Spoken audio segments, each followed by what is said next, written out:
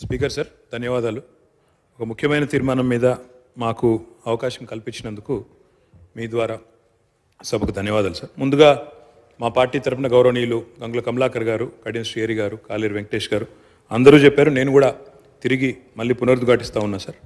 ఈ తీర్మానాన్ని పూర్తి స్థాయిలో మా పార్టీ పరంగా పూర్తి స్థాయిలో మనస్ఫూర్తిగా దీన్ని ఆహ్వానిస్తున్నాము, స్వాగతిస్తున్నాము. ప్రభుత్వానికి అభినందనలు కూడా హృదయపూర్వకంగా తెలియజేస్తున్నాం సార్. అధ్యక్ష, కాకపోతే ఒక విషయం చెప్పాలి అధ్యక్ష, ఎందుకంటే ఈ తీర్మానం స్వాగతించదగ్గది అనే మాట అందులో భేదాభిప్రాయం లేదు, భిన్నాభిప్రాయం లేదు. మా నాయకులు, ప్రతిపక్ష నాయకులు, గౌరవ పెద్దలు, తెలంగాణ తొలి ముఖ్యమంత్రి కేసీఆర్ గారు ఈరోజు కాదు అధ్యక్ష, 2004 డిసెంబర్ 17 నాడు ఆనాడు UPA 1 గవర్నమెంట్లో కేంద్ర మంత్రిగా ఆనాడు వారు ఇక్కడ మన రాష్ట్రంలో, ఆనాడు ఉమ్మడి ఆంధ్రప్రదేశ్ రాష్ట్రంలో ఉండే బలహీన వర్గాల సంక్షేమం కోసం పోరాడే ఆర్ కృష్ణయ్య గారు, వకులాభరణం కృష్ణమోహన్ రావు గారు, ఇట్లాంటి పెద్దలందరినీ కూడా తీసుకొని ఆనాటి అప్పటి ప్రధానమంత్రి గౌరవనీయులు మన్మోహన్ సింగ్ గారి అపాయింట్మెంటు వారు కోరినారు సార్. ఎందుకంటే బలహీన వర్గాల సమస్యల మీద మాట్లాడాలి, సమయం ఇవ్వండి అని కోరితే ప్రధానమంత్రి గారు ఒక 5 నిమిషాలు సరిపోతుందా అని అడిగినారు.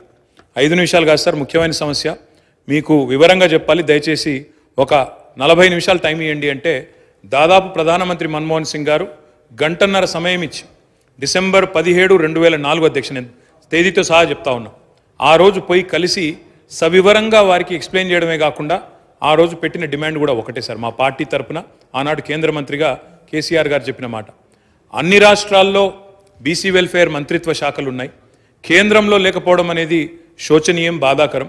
కాబట్టి ఓబీసీ వెల్ఫేర్ మినిస్ట్రీ ఖచ్చితంగా పెట్టండి ఆనాడు ఒక సహచర మంత్రిగా ఆ రోజు కేసీఆర్ గారు ప్రధానమంత్రి గారిని ఇక్కడ నుంచి మొత్తం సోదరులందరినీ కూడా తీసుకొని పోయి ఆ రోజు డిమాండ్ చేసిన విషయాన్ని కూడా నేను గుర్తు చేస్తా ఉన్నా అధ్యక్ష. ఆ రోజు డిమాండ్ చేయడమే కాదు, ముఖ్యమంత్రిగా ఆనాడు తెలంగాణలో 2014 తర్వాత ఒకసారి కాదు అధ్యక్ష, 2 సార్లు తీర్మానాలు కూడా చేసి పంపించినాము. ఆనాడు మళ్ళీ ప్రధానమంత్రి నరేంద్ర మోడీ గారికి కూడా విజ్ఞప్తి చేసినాం, ఓబీసీ వెల్ఫేర్ మినిస్ట్రీ పెట్టండి, పెట్టినట్టయితేనే మీరు బడ్జెట్లో కనీసం 5% పెట్టినా 2 లక్షల కోట్లు వస్తుంది భారతదేశంలోని బలహీన వర్గాలకు అని చెప్పి డిమాండ్ చేసిన పార్టీ బీఆర్ఎస్ పార్టీ అనే మాట కూడా నేను మళ్ళొకసారి గుర్తు చేస్తా ఉన్నా అధ్యక్ష. అధ్యక్ష, ఈ తీర్మానాన్ని స్వాగతిస్తూనే కేవలం 2 విషయాలు మాత్రం గౌరవ మంత్రి గారి దృష్టికి, ప్రభుత్వ దృష్టికి నేను తీసుకొని పోవాలనుకుంటున్నాను సార్. అధ్యక్ష, ఏ కార్యక్రమం చేపట్టినా ఇప్పుడే గౌరవనీయులు గంగుల కమలాకర్ గారు ఒక మంచి మాట చెప్పారు. బీహార్లో ఈ ప్రయత్నం చేసినారు, అక్కడ జనరల్ అడ్మినిస్ట్రేషన్ డిపార్ట్మెంట్ ద్వారా GAD ద్వారా అక్కడ ఈ కార్యక్రమాన్ని వారు ప్రయత్నం కూడా చేసినారు. ఆనాడు JDU కాంగ్రెస్ పొత్తులో ఉండే అనుకుంటా, అక్కడ ప్రయత్నం RJD పొత్తులో ప్రయత్నం చేసినారు. కానీ దురదృష్టవశాత్తు న్యాయపరమైన చిక్కులు రావడం వల్ల మొత్తం ప్రక్రియ ఆగిపోయింది. 500 కోట్లు బడ్జెట్లో పెట్టినప్పటికీ మొత్తం కార్యక్రమానికే విఘాతం కలిగి ఈరోజు ఎటు కాకుండా త్రిశంకు స్వర్గంలో వేలాడుతూ ఉన్నది. కాబట్టి నా విజ్ఞప్తి, మా అందరి విజ్ఞప్తి, మా పార్టీ తరఫున కూడా ప్రభుత్వానికి నేను చేసే విజ్ఞప్తి అధ్యక్ష, ఈ కార్యక్రమం ఫలవంతం కావాలి అంటే మీరు తదుపరి మీరు చెప్పిన బీసీ డిక్లరేషన్లోని ఆ అంశాలన్నీ కూడా అమలు కావాలని మనస్ఫూర్తిగా ఆశిస్తూ, ఆకాంక్షిస్తూ ఇది ఫలవంతం కావాలి అంటే ఒక పని చేయాలి అధ్యక్ష. దయచేసి శాసనసభను పొడిగించండి, ఇంకా 2 రోజులు పొడిగించండి, బిల్లు ప్రవేశపెట్టండి. చట్టబద్ధత ఉంటేనే ఈ కార్యక్రమం ఫలవంతం అవుతుంది తప్ప లేకపోతే విఫలం అవుతుంది సార్.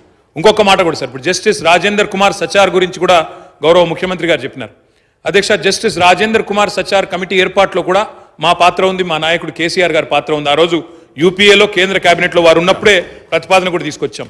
ఇప్పుడు ఎందుకు చెప్తా ఉన్నా ఈ మాట అంటే అధ్యక్ష, ఇలాంటి తీర్మానానికి ఒకవేళ నిజంగా ఆశించిన ప్రయోజనం నెరవేరాలంటే, ఎందుకంటే నేను నిజంగా పాయల్ శంకర్ గారు మాట్లాడింది విన్నాను, కాలేరు వెంకటేష్ గారు మాట్లాడింది విన్నాను, శ్రీహరి గారు మాట్లాడింది విన్నాను, శంకరన్న మాట్లాడింది విన్నాను.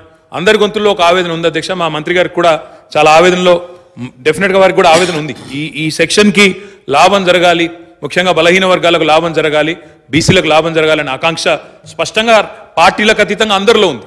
ఉన్నప్పుడు అది ఫలవంతం కావాలంటే జ్యుడిషియల్ శాంక్టిటీ ఉండాలి, లేదా ఎందుకంటే వారే అన్నారు జస్టిస్ రాజేందర్ కుమార్ సచార్, మీరు హైకోర్టు చీఫ్ జస్టిస్ని అడిగితే మీకు ఒక సిట్టింగ్ న్యాయవాదిని ఇస్తారు, జ్యుడిషియల్ కమిషన్ వేయండి, లేదా బ్రహ్మాండంగా స్టాచ్యూటరీ శాంక్షన్ కావాలి అంటే రేపు ఎల్లుండి శాసనసభను పొడిగించండి, తమరి నిర్ణయం, వెంటనే బిల్లు తీసుకొని రండి, మేము సంపూర్ణంగా మా పార్టీ నుంచి మద్దతు తెలియజేస్తామని చెప్పి కూడా తెలియజేస్తూ మీకు ధన్యవాదాలు అధ్యక్ష అవకాశం ఇచ్చింది.